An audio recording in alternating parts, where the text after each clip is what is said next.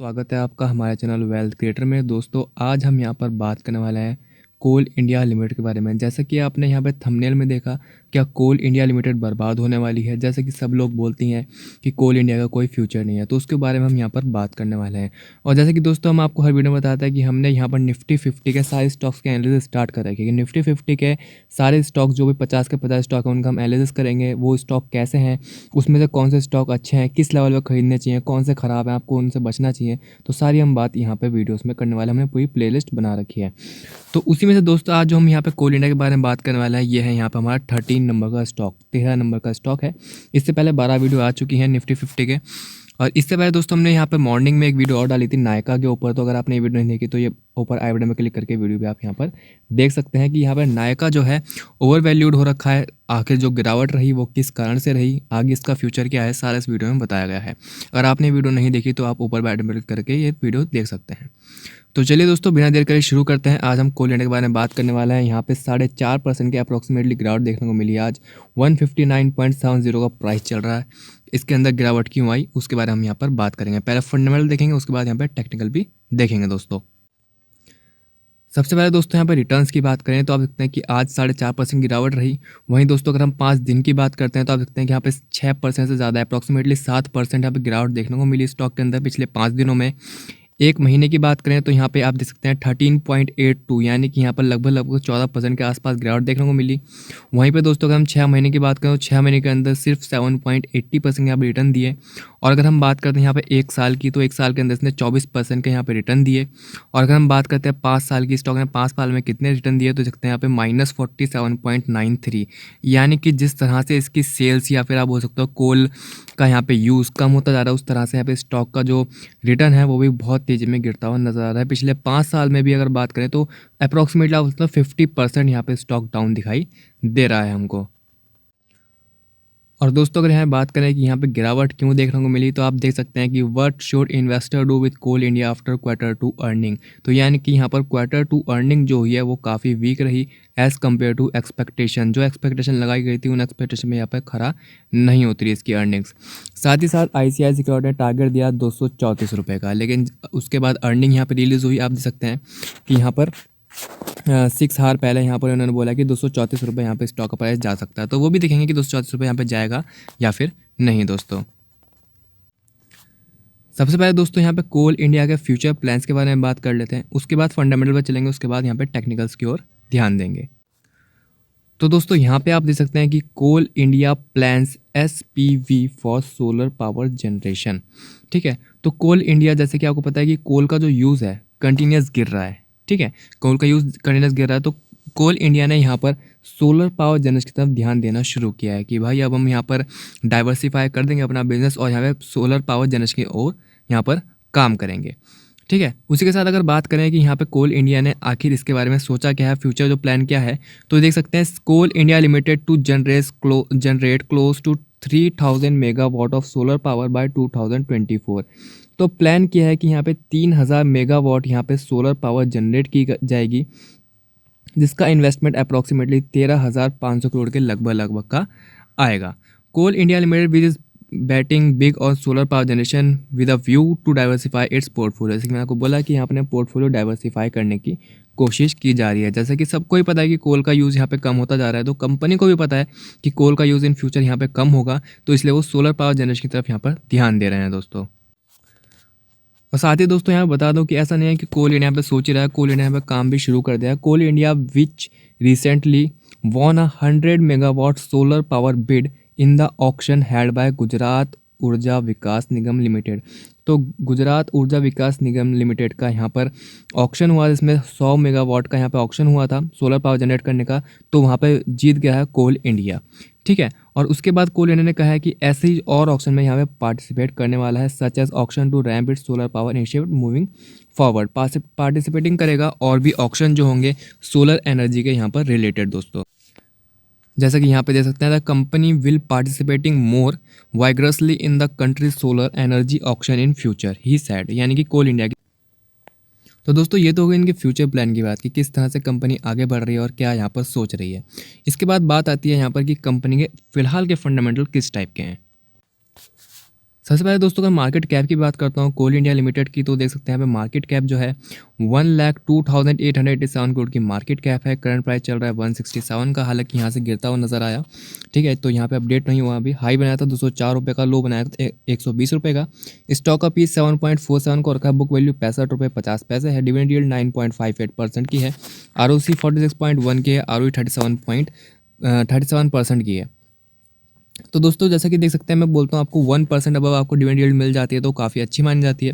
तो यहाँ पे 9.58 है, यानी कि बहुत ही बढ़िया शानदार डिविडेंड यील्ड है।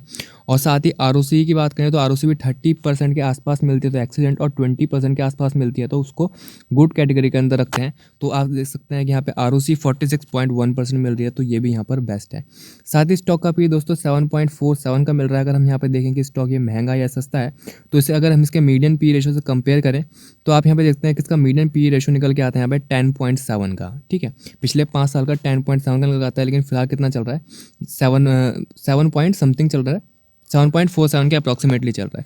तो आपने देखा कि पिछले 10 साल जो इसके पिछले 5 साल उसमें जो स्टॉक का पी है वो काफ़ी यहाँ पे स्टॉक सस्ता आपको मिल रहा है। इसके साथ प्रोज एंड कॉन्स की बात करें तो देखते हैं company has reduce debt. Pros में company is almost debt free. Stock is providing a good dividend yield, जैसे मैंने आपको बोला कि अच्छी डिविडेंड यील्ड है 9.58% की। कंपनी की जो ROE है वो भी 53.91 की रही पिछले 3 सालों में कंटिन्यूस।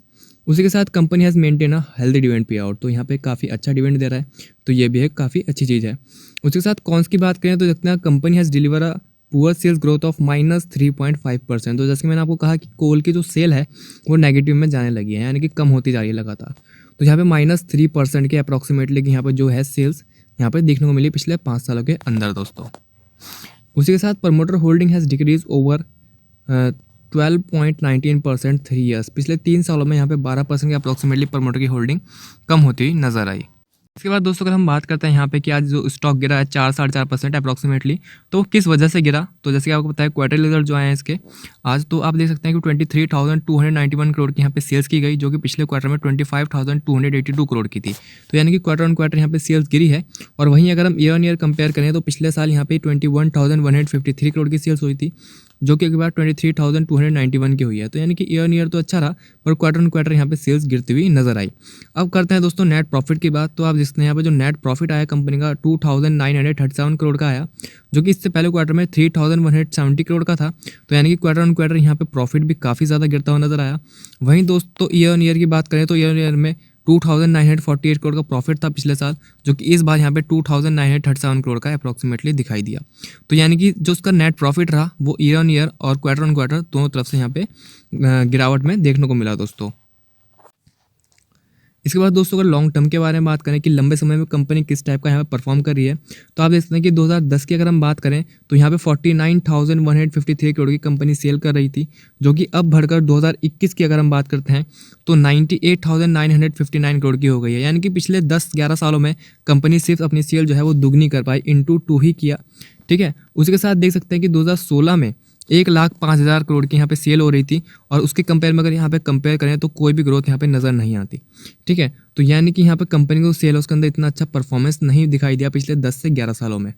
उसी के साथ अगर हम यहाँ बात करते हैं नेट प्रॉफिट की, तो आप यहाँ पे देख सकते हैं कि नेट प्रॉफिट में कंपनी को 9,622 करोड़ का प्रॉफिट हुआ करता था 2010 में, जो कि अब यहाँ पर हो रहा है अप्रॉक्सीमेटली का 13,769 करोड़ का, यानी कि 13,779 करोड़ का।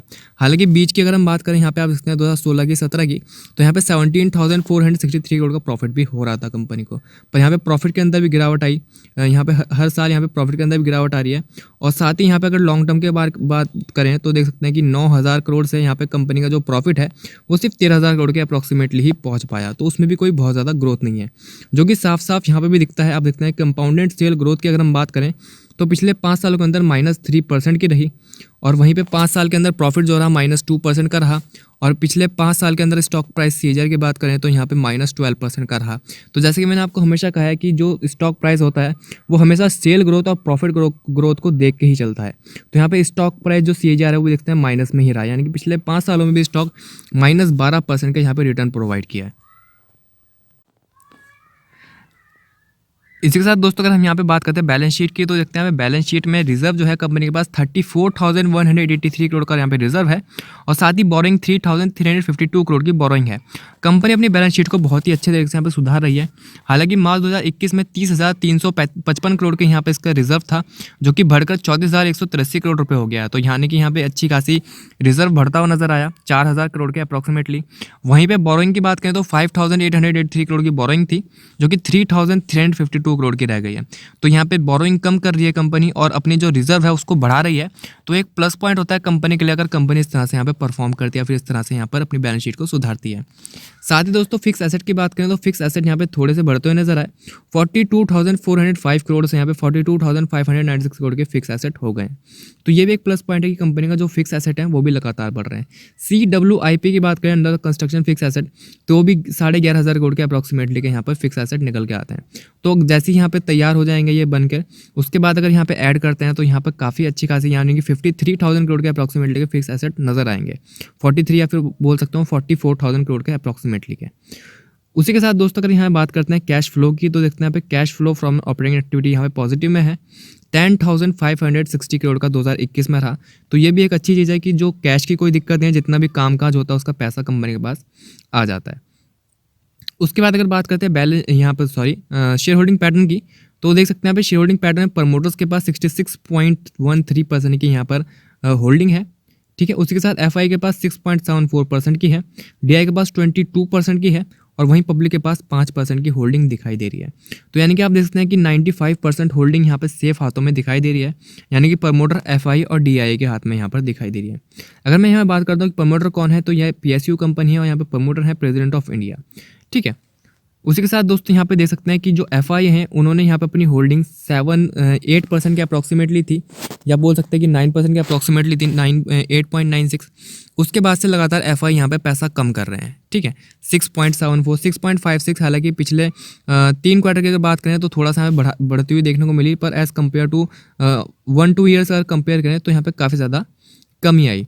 साथ ही यहाँ पे जो DI हैं उन्होंने यहाँ अपनी होल्डिंग बढ़ाई है 21.85 से 22% यहाँ पे अप्रॉक्सीमेटली उन्होंने कर दिया दोस्तों होल्डिंग। तो यानी कि शेयर होल्डिंग पैटर्न यहाँ पे काफ़ी हद तक सेफ है, क्योंकि 95% होल्डिंग जो है यहाँ पे प्रमोटर FI और DI के हाथ में है। तो उसी के साथ दोस्तों यहाँ पर देखो कहना चाहूँगा, अगर आप यहाँ पर सोच रहे हो कोल इंडिया के अंदर पोजीशन बनाने की, कोल इंडिया को खरीद लेता है, तो देखो कोल इंडिया कोई बुरा स्टॉक नहीं है अगर इसको सही प्राइस पर यहाँ पर ख़रीदा जाए तो। पर हाँ, यहाँ पे आपको ग्रोथ देखने को नहीं मिलेगी बहुत जल्दी, क्योंकि जिस तरह से 2024-2025 तक का यहाँ पे कंपनी का जो टारगेट है सोलर में काम करने का, उस हिसाब से अगर देखा जाए तो यहाँ पे आप स्टॉक को सिर्फ डिविडेंड के लिए ले सकते हो, क्योंकि डिविडेंड की अगर हम बात करें तो यहाँ पे अप्रोक्सीमेटली 8% या फिर 9% का डिविडेंड मिलता है। तो एक प्लस पॉइंट है कि आप सिर्फ स्टॉक को डिविडेंड के लिए रहें और यहाँ पर रख लें, और बाकी फिर ये ना सोचें कि यहाँ पे स्टॉक गिर रहा है या फिर नीचे जा रहा है, ठीक है। तो आपको वहाँ पे ज़्यादा ग्रोथ देखने को नहीं मिलेगी स्टॉक प्राइस के अंदर, लेकिन हाँ ये ज़रूर है कि डिविडेंड काफ़ी अच्छा मिलेगा। और एक समय के बाद जब कंपनी सोलर पावर के ऊपर यहाँ पे काम करने लगेगी तेज़ी में, अभी तो 100 मेगावाट तक कर रही है, उसके बाद 3000 मेगावाट का जो प्लान है वहाँ तक अगर कंपनी पहुँच जाती है तो यहाँ से अच्छी खासी स्टॉक के अंदर तेज़ी देखने को मिलेगी, ठीक है। पर यहाँ पर अगर आप कंपनी को खरीदते हो डिविडेंड के लिए तो आपके लिए काफ़ी अच्छा साबित रहेगी। उसी के साथ कंपनी की बैलेंस शीट भी काफ़ी सुधरी हुई है, कोई इतनी बड़ी दिक्कत नहीं है, रिजर्व अच्छा खासा है, बोरिंग कम है, उसके साथ ही यहाँ पे फिक्स एसेट कंपनी बढ़ा रही है, तो एक प्लस पॉइंट है। हालांकि सेल्स की बात करें और नेट प्रॉफिट की बात करें तो पिछले 10 सालों में ना तो सेल अच्छी हो पाई और ना ही नेट प्रॉफिट अच्छा हो पाया। लेकिन हाँ ये ज़रूर है कि अगर यहाँ पर इनका पोर्टफोलियो डाइवर्सिफिकेशन आता है कि जो कंपनी का कामकाज है वो चेंज होता है किसी तरीके से, तो उसके बाद जो तेज़ी है वो ज़रूर देखने को मिलेगी और काफ़ी अच्छी खासी ग्रोथ देखने को मिल सकती है। लेकिन फिलहाल अगर प्रेजेंट की बात करें तो खाली डिविडेंड के लिए आप ये स्टॉक ले सकते हो, बाकी इसके अंदर कोई ग्रोथ आपको दिखाई नहीं देगी, और उस ग्रोथ के लिए आपको काफ़ी लॉन्ग टर्म के लिए यहाँ पे बाइंग करके रखनी पड़ सकती है। अप्रॉक्सीमेटली मैं बोल सकता हूँ आपको कि आप 4 to 5 ईयर्स कहीं नहीं गए अगर आप यहाँ पे बाइंग करते हो तो 4 से 5 साल के लिए, तभी आपको यहाँ पे ग्रोथ मिलेगी। तो इसके बाद दोस्तों टेक्निकल देखते हैं कि किस प्राइस में यहाँ पे बाइंग करनी है। इसके बाद दोस्तों हम भाई चार्ट पर, और आप देख सकते हैं यहाँ पर 1 डे की कैंडल लगी हुई है और यहाँ पे स्टॉक का प्राइस चल रहा है अप्रॉक्सीमेटली बोल सकते हैं 159 का यहाँ पे स्टॉक का प्राइस चलता हुआ नजर आ रहा है, 159.70 के लगभग का। स्टॉक की अगर हम यहाँ पे बात करते हैं 200 मूविंग एवरेज की तो वो निकल के आता है 153.70 का। तो यानी कि आप देखते हैं कि अपने 200 मूविंग एवरेज के थोड़ा सी ऊपर ट्रेड कर रहा है, 159 पे ट्रेड कर रहा है, और 200 EM निकल करता है 153 का। तो आप यहाँ पे देख सकते हैं कि अप्रॉक्सीमेटली 6 रुपये ऊपर ट्रेड करता हुआ यहाँ पे स्टॉक नज़र आ रहा है। 50 डे मूविंग एवरेज का निकल के आता है 170 रुपीज़ का, जो कि तोड़ चुका है और उसके नीचे ही यहाँ पे काफ़ी क्लोजिंग दी है। उसके साथ मनी फ्लो की बात करें तो 35.38% का मनी फ्लो यहाँ पर निकल के आता है। दोस्तों अब यहाँ पर बात आती है कि चलो सर ये तो ठीक है कि प्राइस यहाँ पे 159 का चल रहा है और 200 मूविंग एवरेज 153 का निकल के आता है, तो बाइंग किस प्राइस पे करनी है? देखो दोस्तों, इसकी बाइंग जो है, ये मैंने जैसे कि आपको बोला कि इसके अंदर कोई ग्रोथ नहीं है कि अगर मैं यहाँ बोलूँ कि स्टॉक यहाँ पे 153 रुपये टच करके 200 रुपये टच करेगा, तो ऐसा नहीं है। इसके अंदर कोई बहुत ज़्यादा तेज़ी आपको देखने को नहीं मिलने वाली। लेकिन हाँ, अगर मैं इसके स्टॉक के प्राइस की बात करूँ कि कौन सा प्राइस आपको बहुत सूटेबल होगा जहाँ पे आप इसकी यहाँ पे बाइंग कर सकते हैं, तो आप देखते हैं कि इसका जो सपोर्ट प्राइस है, ये काफ़ी अच्छा इसका सपोर्ट प्राइस निकल के आता है, जो कि लगभग 133 रुपीज़ के अप्रॉक्सीमेटली का यहाँ पर है। उसके साथ यहाँ पे रेजिस्टेंस की बात करें तो रेजिस्टेंस जो स्टॉक का है वो 200 रुपये का रेजिस्टेंस यहाँ पर निकल के आता है, जो इसने यहाँ पर हाई लगाया था वही इसका अच्छा खासा रेजिस्टेंस है।